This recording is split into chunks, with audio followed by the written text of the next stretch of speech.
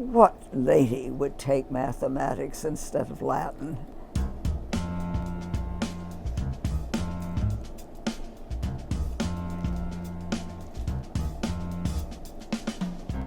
The idea of Hubble was something that was among the astronomical community for generations. It was not something that was new. Astronomers badly wanted a large telescope above the atmosphere. Well, I decided that if the aerospace companies were going to put a lot of money into designing a telescope, they might as well design one that made sense. So what I did was to bring together a collection of astronomers from all over the country, trying to represent a variety of things that we might do with the telescope, and to bring in some NASA engineers and get them to sit down together and come up with something that the engineers thought would work and that the astronomers thought would do their job.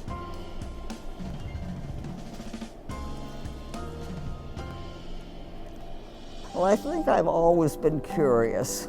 I just wanted to satisfy my curiosity, and astronomy in particular was a subject I wanted to learn more about. I blamed my mother because she used to take me out and show me the constellations and show me the northern lights and things like that. I just was fascinated.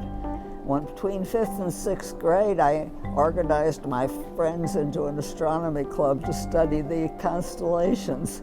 And by 7th grade, I decided I wanted to be an astronomer, and I was going to try for it. I knew it was going to take me another 12 years of schooling, but I figured I'd try, and if I didn't make it, I probably could teach physics or math in high school.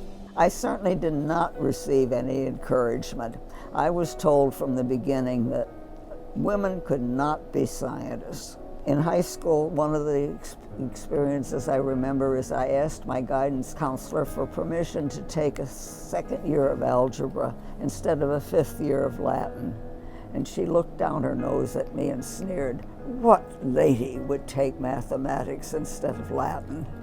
The first encouragement I got was in my junior year at college, when the head of the physics department came up to me in lab one day and said, "You know, I usually try to talk women out of going into physics, but I think maybe you might make it."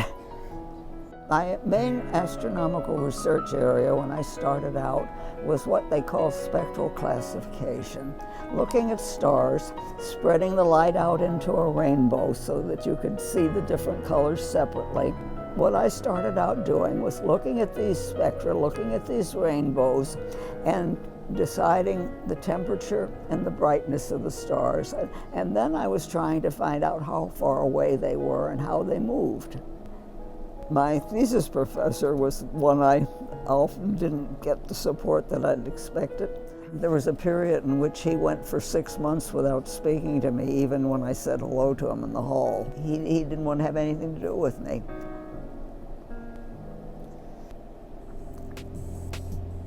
I didn't think I could get tenure as a research astronomer. I didn't think I could stay, as I say, in the academic community, because I looked around and I think there was one other woman in astronomy who had tenure in this country, but I saw very senior women who didn't have it. When NASA came along and offered me a job, I decided to take it. I started in NASA in 1959.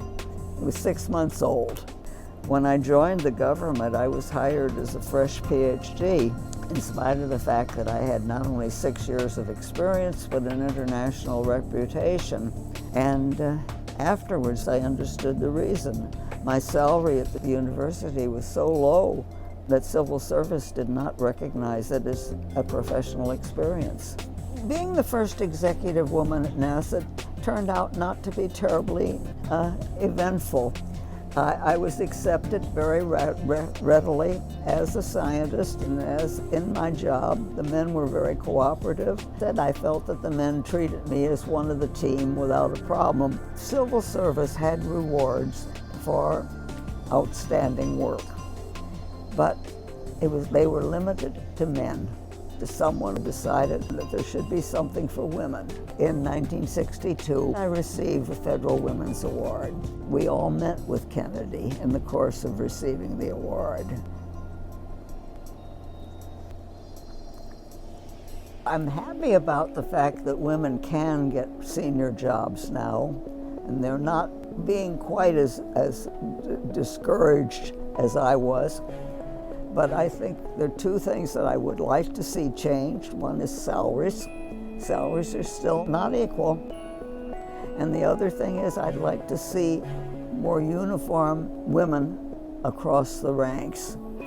Women can get into senior positions in astronomy now, but they're percentage-wise, they're still few at the high levels.